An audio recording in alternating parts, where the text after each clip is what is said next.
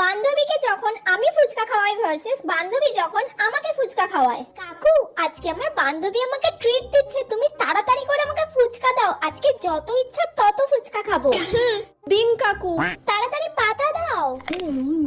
আরে 50 টাকা? না না, এত কম হলে হবে না, আপনি আরো দিয়ে যান, আরো দিয়ে যান। 50 টাকা হয়ে গেল? 100 টাকা হলো। আর নয়, আমি এত টাকা আনিনি। আচ্ছা ঠিক আছে ঠিক আছে, কাকু লাস্টে একটা ফাউতো দাও। এই নিন ধরুন কাকু টাকাটা। ঠিক আছে, এবার চল চল।